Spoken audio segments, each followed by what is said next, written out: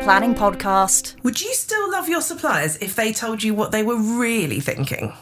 Do you want to know what drives your planner, photographer or florist quietly up the wall? And can you handle the truth? With a side of humour, of course. Because today's episode is all about the things your suppliers would tell you if they weren't afraid of offending you. I mean, I'm saying we've both, but maybe some of us have seen the TikToks where wedding pros are sharing their kind of unpopular opinions, and honestly they are full of gold. It's really not about shaming couples, it's about helping everyone to have a bit of a smoother, happier, less stressful day at the end of it. So let's think of today's episode as the real talk your suppliers wish they could give you, but we'll be nice. Ish. So let's kick off with planner truths, which is really Keshira's corner. So come on, what do we really need to know? What really grinds your gears? Well, I think I've mentioned this before, I'll mention it again. Pinterest is for inspiration, not for duplication. You know, we love mood boards. I love having a mood board. I love creating a mood board for couples. And I love couples that come to me. You need to know what people are looking for. But you've got to remember, the things you see on Pinterest generally are styled shoots or they're set up. They're not real weddings. So let your suppliers take those mood boards and interpret them for you. So you've got to try and let them copy the vibe, but not the exact thing. And I think that's really important, because you do often get people that go, but I do want it to look exactly like that. And when you think about flowers, for example, it all depends what's in season. Well, absolutely. I mean, that's just a no-brainer, isn't it?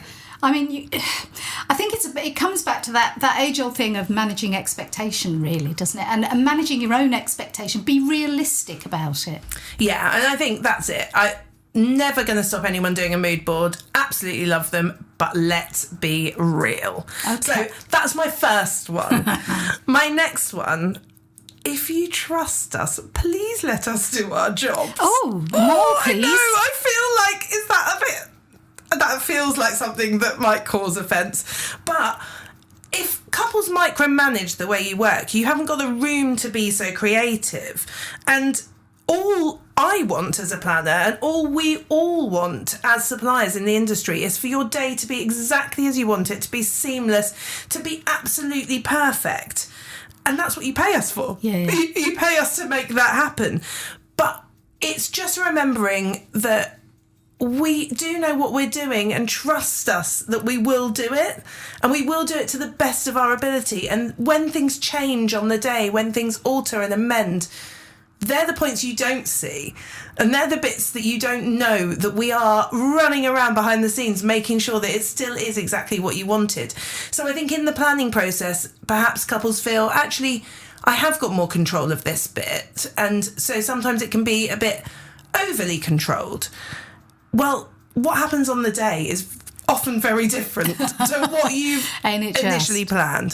So I would say trust in your suppliers. And if early doors you've booked someone and you don't feel you've got the trust, then rethink, say it to them. Talk about it and say, this isn't quite what I was hoping for. Yeah. Because then you've got the opportunity to air that, get that out, listen to what they've got to say, and hopefully it'll either reassure you or you'll realise maybe they're not quite right for me. And that can be really tricky, because if you've already paid deposits, things like that, then you've got a big task in your hands to have a think about it. But so if we get a step back from that a bit, it really comes down to, when you meet with your suppliers, be very clear about what you want from them, how you would like to work, and have an honest conversation about how they work to see if that's going to be compatible. Yeah, totally. And I think that is what those, any supplier that doesn't offer you a free consultation, just steer clear. Yeah. Just absolutely steer clear, because that's when you're going to get the gist of whether you work together. And what would you class? I mean, you're right. We do need, as suppliers, we all need time and space to do our jobs. So when we're talking about couples sort of, giving us that time and space, are we looking at, look, please don't email us every single day about every single minute detail, or be on the phone and expecting a response sort of immediately? What Yeah, I'm quite open with my couples. I'm quite happy for them to email me or send me a message whenever something comes up. Yeah. Because I want them to, if something's on your mind, if you wake up and you've not been able to get sleep, it. Yep. then that first thing that you think of might be something to do with your wedding. And if you just want to chuck that one thing at me, I don't mind at all. Like, I actually think that's quite healthy for you to get it off your mind, so it's not plaguing you throughout the day. But my response to that might not be as immediate, or it might be that you just need to give me the time to think about how that's going to work. But I will always try and respond pretty quickly, and I think most suppliers will. So, yeah, obviously, if you've got kind of the time and the energy to stack up those things and come at it all in one go. I don't think anybody does. But I don't think that works. And I think I have regular calls with my couples, and that is a time where if there are little things that aren't really bothering you but you just want to get out, that's the time for that. Yeah. But yeah, I think however you do it. It just comes down to engage rather than just demand, I suppose. Yeah, totally. So trust us. Trust us, trust us. My next one is about last minute changes. So, you know, like I just said, on the day, things do shift and change. And there's nothing wrong with that. That happens every single wedding. I don't think I've ever done a wedding where everything runs to the minute. But last minute changes in terms of pre-wedding, you've got to consider all your suppliers. So if you decide, actually, I want to change my ceremony by an hour, well, let's think about what does that mean for your photographer, because you've probably got maybe an 8-hour package. Yeah. So where's that going to move to? And how will that affect the light later? Yeah, totally. And also things like hair and makeup. If you move your ceremony an hour earlier, but you were already starting at 7 a.m, do you know that your hair and makeup artist is happy to start at 6 a.m? Yeah. Do they feel confident they can get that done? Are they travelling? Where are they going from? Where are they going to? Live music. If you move it an hour, does that mean at the end of the night you're going to have an empty hour with no music playing? So there's a lot to think about, and it's absolutely fine to do it, but communicate. Communicate and think carefully about how the one feeds into another, because it is like a stack of dominoes, really, isn't it? Yeah, and that's my job. Yeah. That is my job to, if you come to me and say, actually, we think this is what we want to do, absolutely fine, let's look at it, and I will point out those things to you. But it's just, don't sit on things and then announce at the 11th hour. Yeah. By the way. Yeah. So that last minute change is just pre-plan and prep. And then this one, your wedding doesn't need to look like anyone else's. And I think couples that I attract, because it's the right thing, like my branding, my whole vibe is about people doing things their own way, doing things differently. And yet I still have a lot of couples that go, it's back to that kind of Pinterest look. Yeah, absolutely. But I want it to look like this. Yeah. And I'm going, okay, I get that you like the look and feel of that, but can I show you how I could do that differently? And it could either save you money, it could be budget saving, or it could actually just be that I know hospitality like the back of my hand. Yeah. I know how caterers work. I know how bar staff work. Maybe what you're asking to do doesn't really work.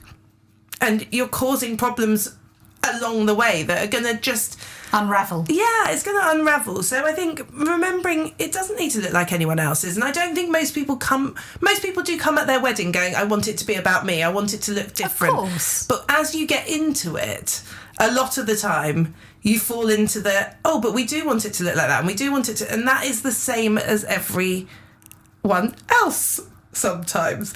So try and take the advice again and try and differentiate and realise, what is it about you? Why are you two humans getting married?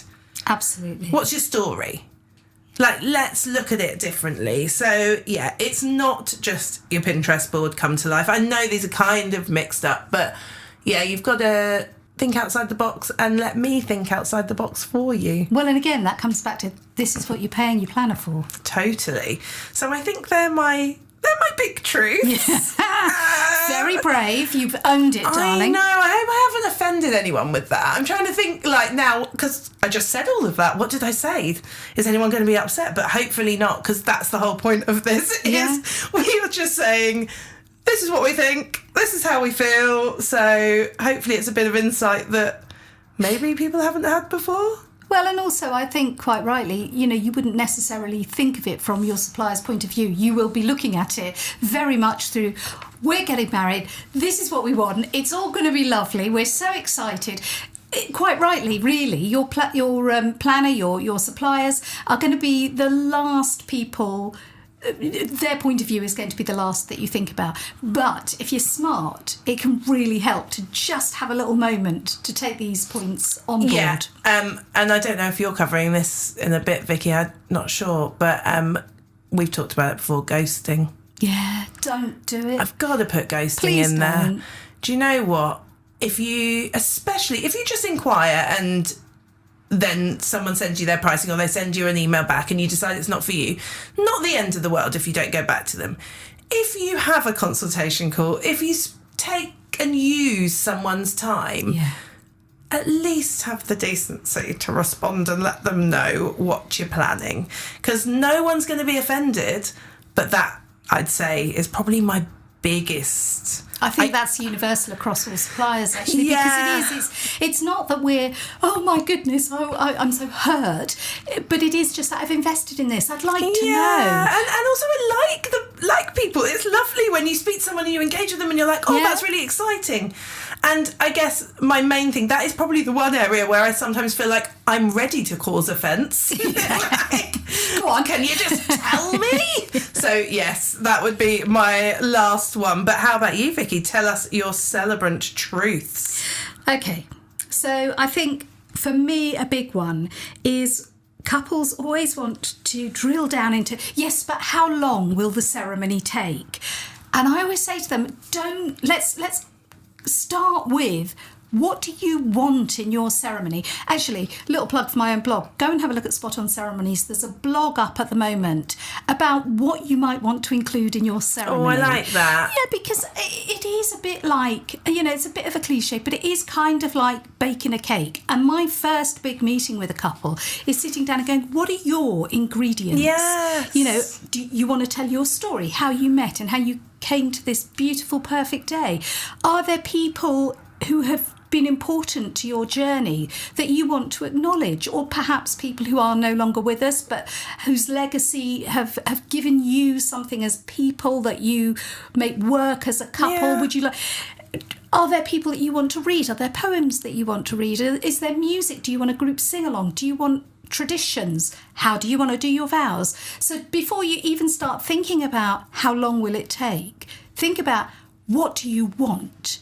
Once we know what you want, we can start kind of creating something. But I will say this, nobody will remember how long your ceremony was. They will remember, however, how it all felt. Yes. And if all those ingredients actually come together beautifully and you have a celebrant who really understands the importance of those ingredients and really lays it all out beautifully, clearly and story tells, that's what you really need. Nobody is going to think, goodness me, I was sitting there for 40 minutes. No, and it's really a lovely part of the day. It's one of the best parts, in my opinion, is that bit of telling your story and understanding why everyone's there with you. So let it take whatever time it needs to take. But tell me, what's your longest ceremony? An hour and 10 minutes. Oh, okay, yeah. So, and that was the longest, but that was long for a reason. We had a lot of musical elements in it, including a flash mob, which took quite a lot of planning. So it was, but again, it didn't feel like that. And if you sort of think about it in terms of, if you go to see a film or you go to see a show, you don't sort of sit there looking at your watch at 35 minutes in thinking, God, I need a wee and an ice cream. Do you know what I mean? No, totally. I love a wee and an ice cream. Interval wee and an ice cream is a treat. And actually, if you want an interval put into your ceremony, I'm down for that. Yes. But I think, it is just that thing of think about what you want there first. And then let me suggest a structure or an order to it, because sometimes there is a really logical reason to doing things in a certain order. I had a bride last year who desperately wanted her dad to read to be the sort of almost final words. But she also admitted that her dad was he was a blubberer. And she said, I know he's going to get emotional. And I said, well, why don't you put him earlier in the ceremony? Because if he has to sit and watch you put the ring on and make your vows, and then you want him to get up and sort of speak with perfect clarity from the heart, what was an already emotional reading, that's asking a lot of him. Yeah. You know, why don't we sort of celebrate your love from somebody who's loved you longer than anybody else and put that at the beginning? And she sort of went, oh, yeah, okay. And actually looking at him, he would never have made it to the end. He was a mess, God love him. I love a blubby person. Yeah. And actually, we just, touching on vows, that is another of my truths, really. You can say your vows however you want.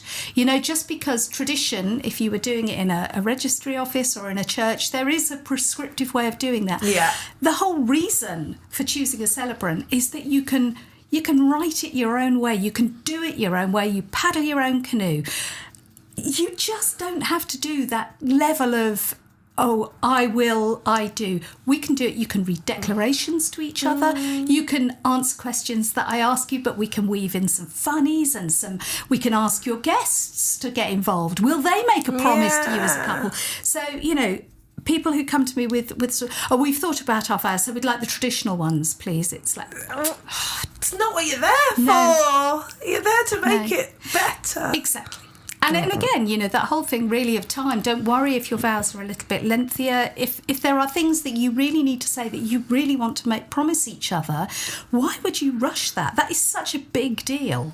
Yeah, and I also think I've had it before when I talk to couples, and one half of the couple's like, oh, mine's really long and theirs is really short. It doesn't matter. No. As long as, some people sometimes don't have many words. No. Yeah. And do you know what? Some of the most beautiful, beautiful declarations I have ever heard have been really short and sweet. I think I've mentioned it before. I had one groom who just said, I'm not good with words, but I just know I bloody love you and I want to love you forever. Yeah. Now, you really get tingly. Yeah, she had sort of several pages which were equally beautiful and meaningful. But what it really underpinned was how different they were, but how well they worked together. That's who they are as people. It's fine. But, that's the big one for me, is do not in any way, shape or form sell your ceremony short, because you're right, it's not only the most important part of the day, but without your ceremony, you're just having a party. Mm-hmm. So your ceremony shouldn't just be the boring talky bit before the party starts. It's the gateway to the party. Yeah, it's the beginning of the party. I want to garland that gateway. I want to get lighting and, elephants, parades, the whole shebang. But no, sounds good. It does. But no elephants if that's not what you want, because it's your day and you're going to do it your way. So that's, I think that's probably...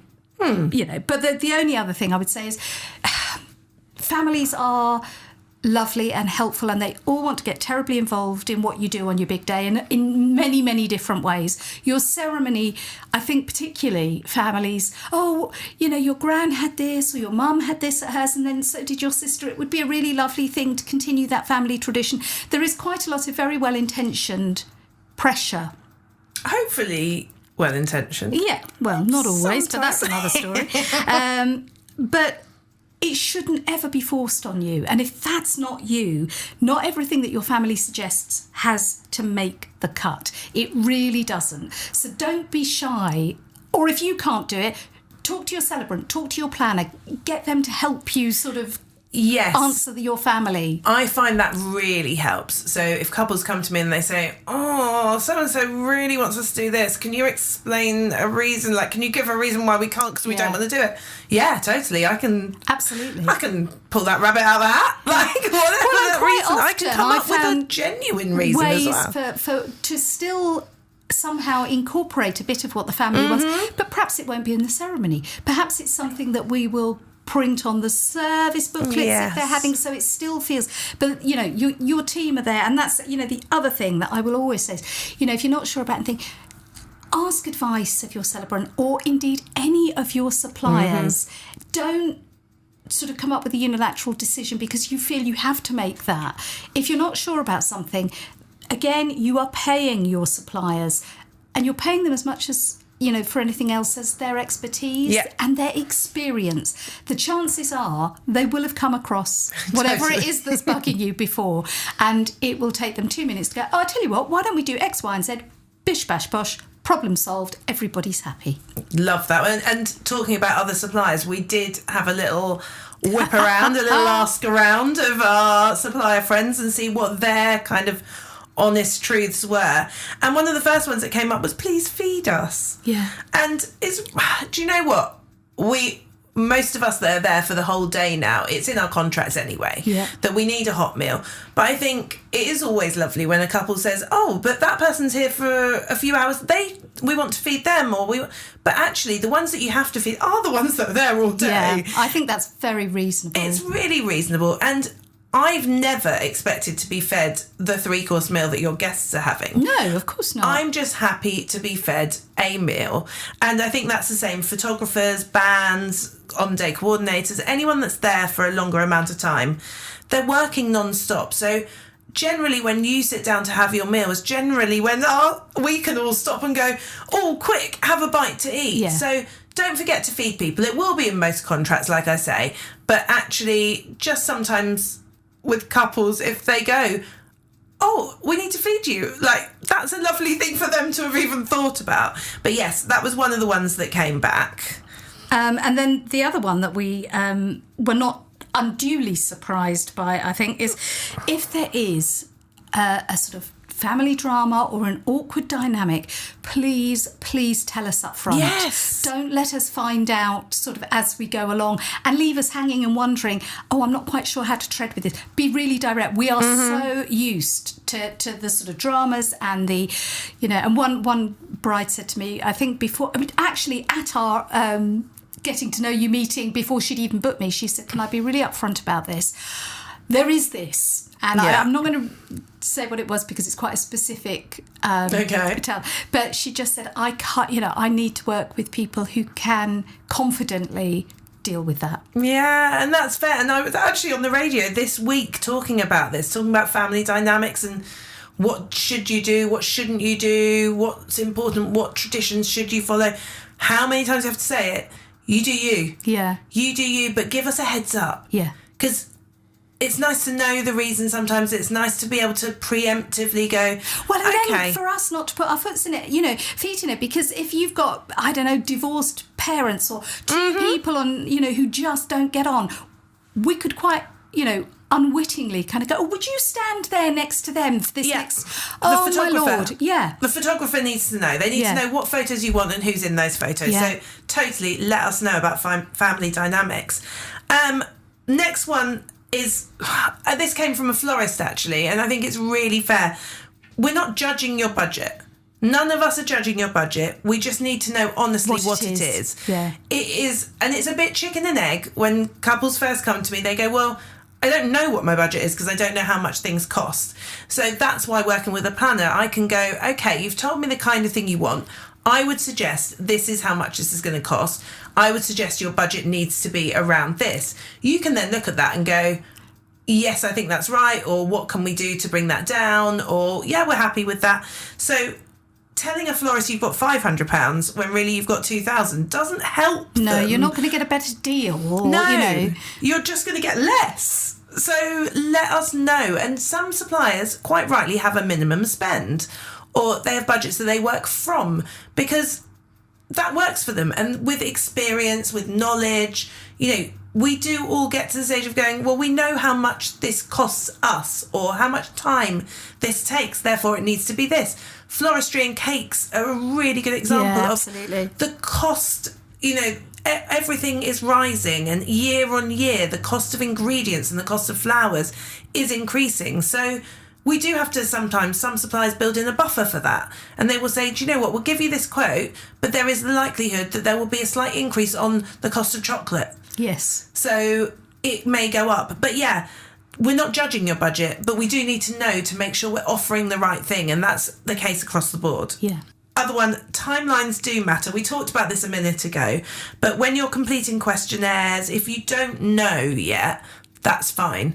But if you're filling in the kind of online getting to know you forms, if you have got an idea of timelines, it will help. Because, like I said before, makeup artists really that's do... a critical one, actually. Yeah. Photographers, they all need to know roughly what time you think they're going to start. And especially if you're asking them to travel. Absolutely, because that, you can make a difference between starting somebody's day at 4 a.m. and 6 or 7 a.m. Yeah. It's a big deal. And like we say, things can shift, things can change, but keeping everyone updated. But timelines do matter. Yeah. And the other thing that we would always ask, and sometimes couples really don't think to, please tag us in your photos. Yeah. We've been on this journey with you. We've been really proud to work with you and to help you create something really special. Just when you're kind of going, oh, this was my big day, really, really thoughtful if you can just tag your suppliers in. It is the loveliest feeling when you get tagged into something from a couple and you're like, oh yes, that was that. But also, it's the same as the Google reviews. We're small businesses. We grow via recommendations, via people seeing our work. So any tags, any reviews, please do them. Wildly Wed, the real wedding planning podcast. So we're on to our top tips section now, and our supplier tip in this episode is Jazz from the Bohemian Bespoke. My top tip for your wedding day is always make sure you've got 2 shirts on you. When you're a bit nervous and sweaty at the ceremony, you don't want to be wearing that all day, so after dinner, get changed again and be nice and fresh. Thank you, Jazz. Really nice to have one for the fellas as well. Love that. And our DIY tip, kind of learn before you leap in terms of DIY. So if there are bits that you want to do yourself as part of your day, then just chat to your professionals first. Chat to your suppliers, because we'll often have advice, hacks, kind of rental options. You might decide, actually, that bit's not worth DIYing. We will rent something there. But they could save you time and money, and just making sure that your DIY elements add joy to your life. Yeah, rather than just sending you screaming. Exactly. Let's talk sustainability tips. So we've been talking a lot about communication today. We sure have. Communication means less waste. Yes. So good communication helps reduce the waste. So when timings and guest numbers change last minute, you're going to waste some food, flowers, your decor can change and some things go unused. So the earlier you tell the team, the more we can reuse, repurpose, or even donate things afterwards. Florists are fantastic at donating. So just, communicate and we will have less waste. And then on to our next episode. So next time we are talking about what happens after the event. So we're going to talk about deadlines, deposits, but thank yous and bits like that. Tidying up nicely. Yeah, exactly that. And where can you find us? You can find us. We are Wildly Wed Pod on Instagram. You find us on YouTube, Wildly Wed Pod, or wildlywedpod.co.uk. That was a lot of Wildly Wed Pods.